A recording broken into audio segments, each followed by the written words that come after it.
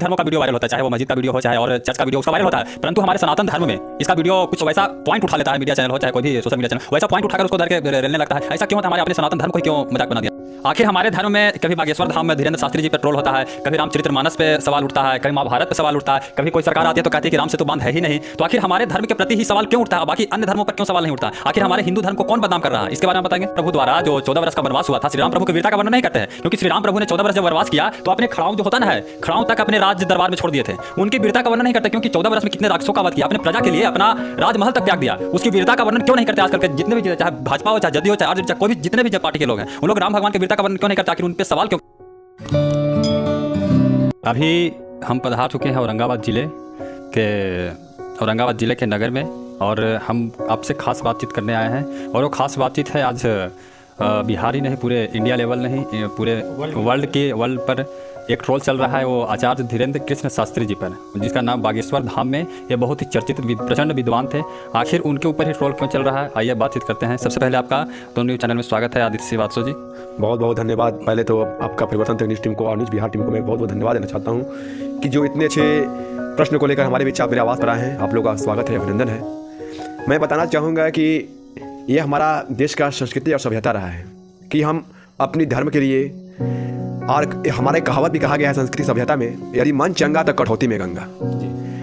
यदि जो व्यक्ति बागेश्वर धाम को लेकर कटाक्ष कर रहे हैं, वो उनकी यही समझ लीजिए कि उनकी अपनी इतनी छोटी सोच है कि जो अपने ही सभ्यता को, अपने ही सनातन धर्म पर प्रश्नवाचक चिन्ह लगा रहे हैं। यह काफ़ी ही हम लोग को निराशाजनक हमारे समाज के लिए चीज़ है कि ऐसे लोग अपने ही सनातन धर्म के ऊपर प्रश्नवाचक चिन्ह लगा रहे हैं, कहीं ना कहीं अपनी राजनीति करना चाहते हैं या किसी लोगों की लोकप्रियता को देखकर भयभीत हो रहे हैं। इस चलते इस तरह का प्रोपेगेंडा रचने का काम कर रहे हैं। लोगों द्वारा बताया जा रहा था कि इनके द्वारा यह अफवाह उड़ाया जा रहा है, ऐसा सच्चाई वो कुछ भी नहीं बता रहे हैं, लेकिन उन्होंने एबीवीपी के पत्रकार के सामने प्रमाण दिया है। उसके बावजूद भी कुछ लोग बौखलाए हुए हैं, उल्टा पलटा उनके बारे में, शास्त्री जी के बारे में बयान दे रहे हैं। तो ऐसा होना चाहिए? बिल्कुल, वही तो मैं कह रहा हूँ पत्रकार महोदय आप लोगों को कि जो देश का चौथा स्तंभ हमारे पत्रकार को कहा जाता है कि लोकतंत्र का चौथा स्तंभ है, जब बागेश्वर धाम के बाबा या आपके एबीपी न्यूज़ के सामने या कई मीडिया चैनलों के सामने प्रत्येक चीज़ को प्रमाणित कर रहे हैं और फिर भी उन पर प्रश्नवाचक चिन्ह लगाया जा रहा है,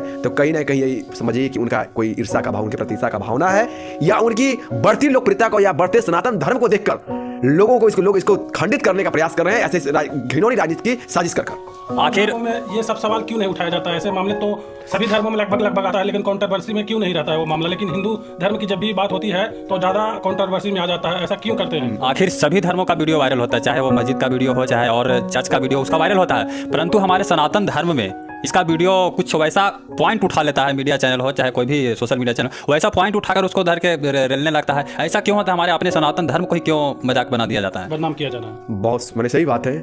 या मैं किसी धर्म पर तो मैं प्रश्नवाचक चिन्ह नहीं लगाऊंगा, ना किसी धर्म को मैं कुछ बोलना चाहूँगा, लेकिन अपने सनातन धर्म में एक बहुत ही अफसोसजनक बात है, हम हिंदू तब एक होते हैं जब हम समझ लीजिए कि शमशान की ओर रुख करते हैं, तभी हम 4 हिंदू एक जगह एकत्रित नजर आते हैं। और जब भी अगर कोई भी आज की डेट में कौन सनातन धर्म का हिंदू बच्चा कहता है कि हम हिंदू हैं, अगर उससे पूछिएगा तो बोलेगा कि मैं फलना समाज से हूँ, मैं क्षत्रिय हूँ, तो कोई बोलेगा मैं ब्राह्मण हूँ, तो कोई बोलेगा मैं भूमिहार हूँ, तो कोई बोलेगा मैं कास्ट हूँ, तो कोई बोलेगा मैं पासवान हूँ। अपने को हिंदू कौन बोलता है? कौन बोलता है कि मैं सनातनी हूँ?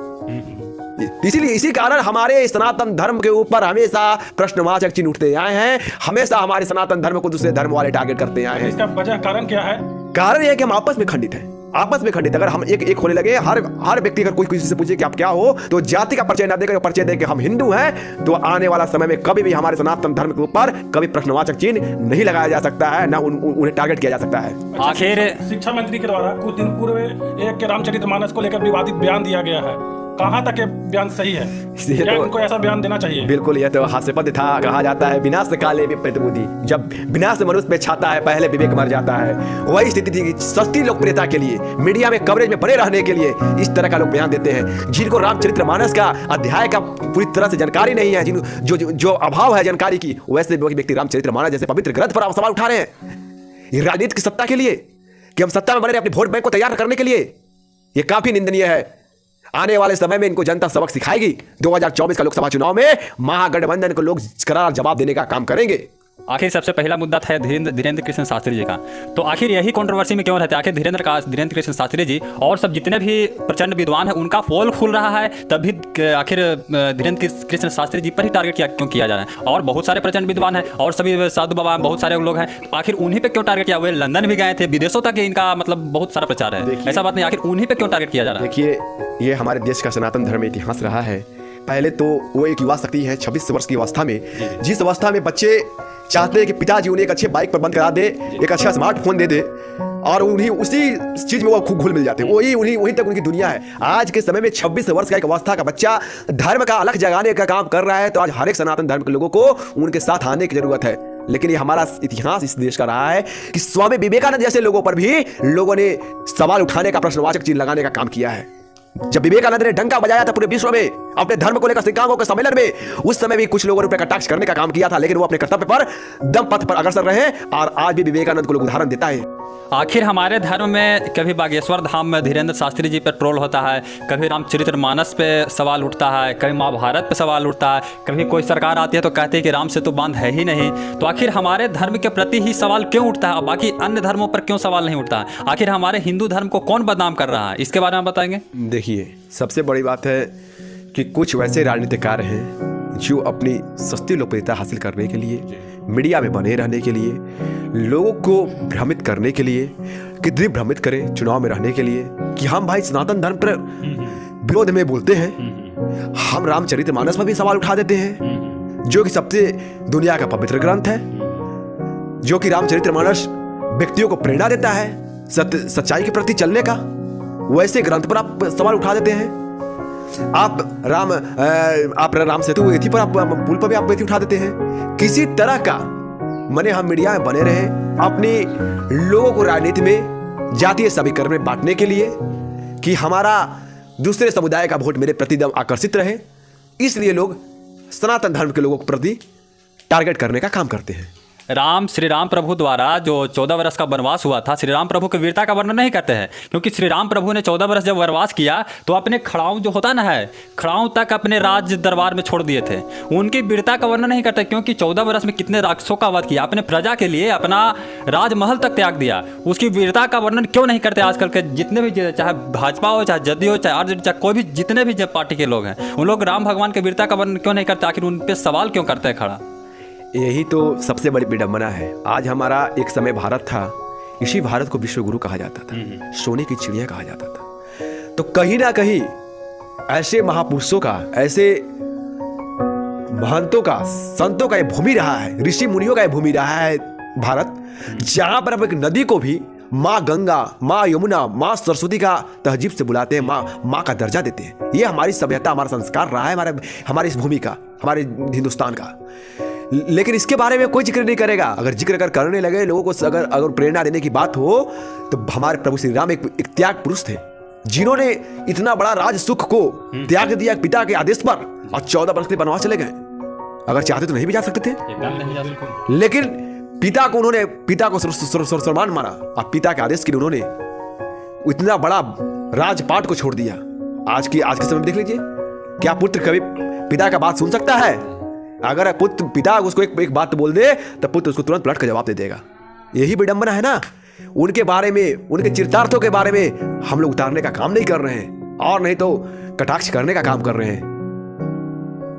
और हमारे राम भगवान के बारे में आप उनका वीरता का वर्णन नहीं करते हैं। साथ ही साथ राम भगवान के प्रिय भक्त हनुमान जी थे।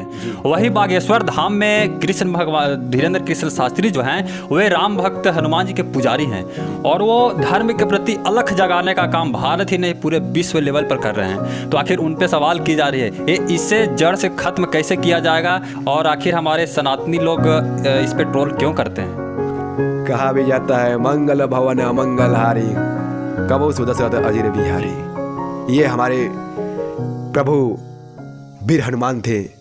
अगर जिस समय रावण की वध करना था, जिस समय लंका का युद्ध चल रहा था, तो ये हमारे पवन सुत हनुमान सक्षम थे उस रावण को वध करने के लिए।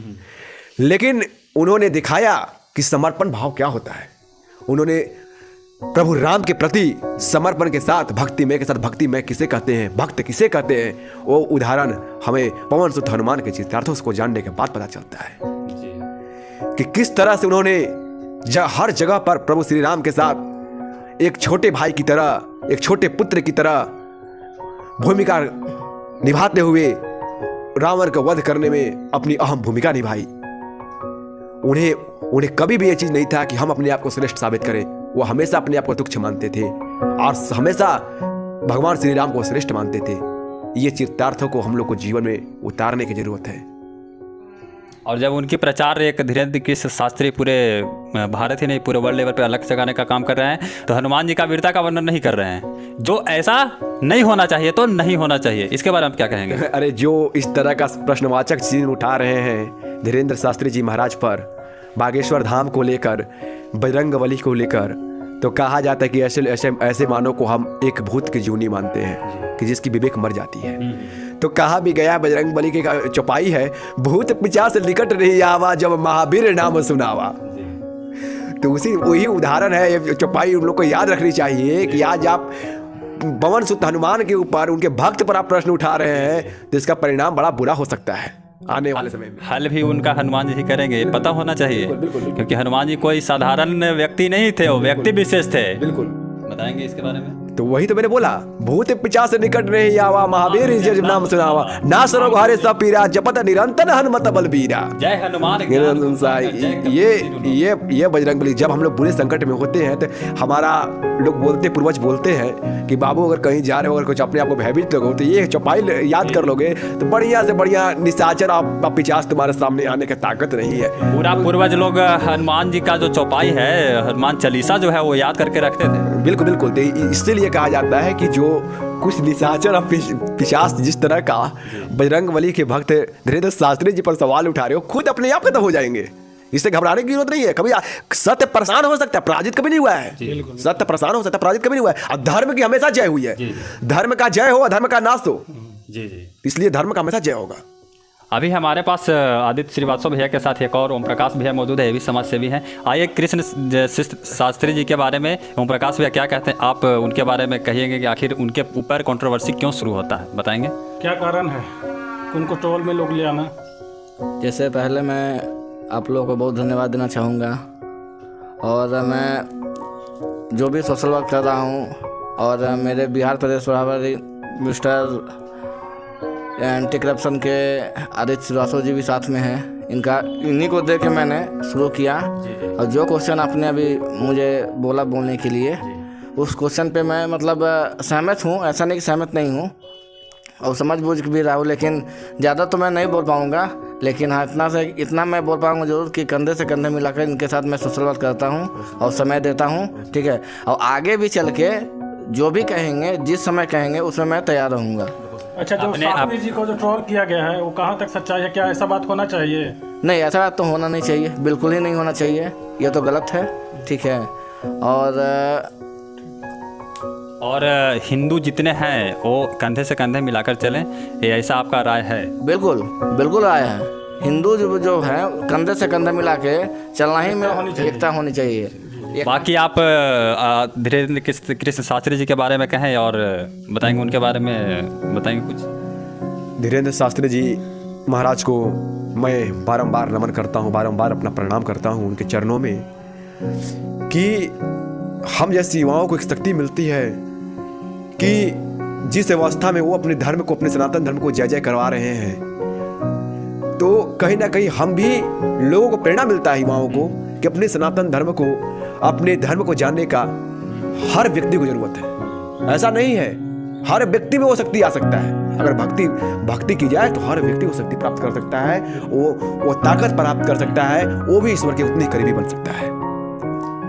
बाकी आप धीरेन्द्र कृष्ण शास्त्री जी के बारे में क्या सोचते हैं, श्री राम भक्त हनुमान जी के बारे में क्या सोचते हैं, आप सभी कमेंट बॉक्स में कमेंट करके जरूर बताएं। और आदित्य श्रीवास्तव जी का जवाब और ओम प्रकाश भैया का जवाब और हम दोनों का प्रयास कैसा रहा आप जरूर बताएं। और अपने धर्म के प्रति श्रद्धा हमेशा व्यक्त करते रहें, विरुद्ध नहीं जाएं, यही हम लोग का प्रयास है। इतना ही कहकर वीडियो के साथ बने रहें, अगले प्रयास में आपका अपना अनुभव दिखाने का प्रयास करेंगे। जय हिंद, जय भारत, भारत माता की जय।